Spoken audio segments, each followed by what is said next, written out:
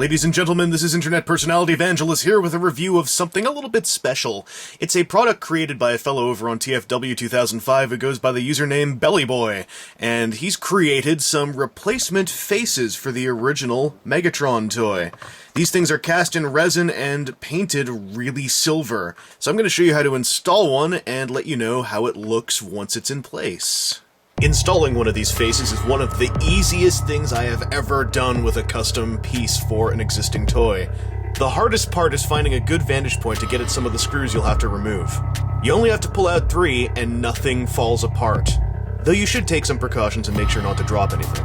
Bellyboy's done an amazing job getting this piece to fit perfectly into the cavity of the original face. On mine, I didn't have to do any filing, any test fitting, or any modifications. It slid right in like a glove. Reassemble the helmet and you've got a new face on your Megatron. What's great about Bellyboy's work is that the head fills out the facial cavity a lot more proportionally, in my opinion at least, than on the original, who was very foreheadial, to use a scientific term. The replacement faceplate itself is cast in black resin and fully painted up, and I really like the paint job.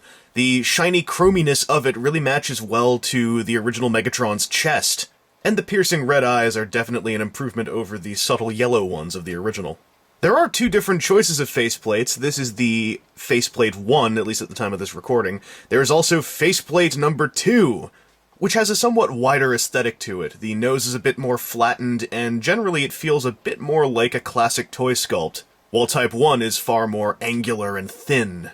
Both heads do a good job of not looking too modern compared to the rest of the figure they're attached to, which can be a problem with a lot of replacement heads for G1 toys. Personally, I prefer the Type 1, mostly because the angular features just make it so much more sinister to me, but those who prefer a retro aesthetic may prefer head number 2, since it harkens back to the somewhat chunkier aesthetic of the 70s and 80s.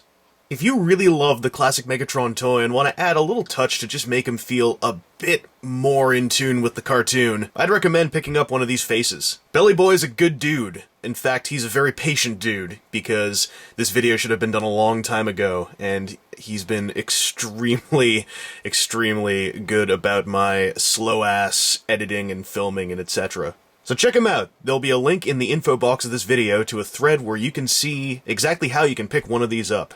Overall, I'm very impressed by the sculpting and finish of his pieces. They're definitely a niche item aimed at a very small contingent of Transformers fans. But if you are one of those people who just adores the G1 Megatron toy, I can wholeheartedly recommend grabbing one of these faces. Or if you just want like a disembodied Megatron face to stick on a rod and put, outside your house to scare off kids, these are good for that too. They look a lot like Megatron.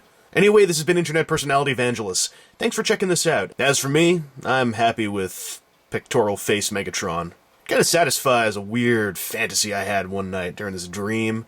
Basically, like, the pectorals grow faces, right? And they start arguing with each other, and then when they get really mad, they just start squirting milk out of their noses, because, right, the pectorals can lactate, even on a dude, and Megatron's a dude, right? So, the G1 face up there is looking down, going all like, "What are you doing?" And then the one on his left pectoral's all like, "I want to be the face!" And the one on the right's all like, "No, pick me!" And they're all spraying milk everywhere, and then, like, basically, Optimus Prime is pregnant.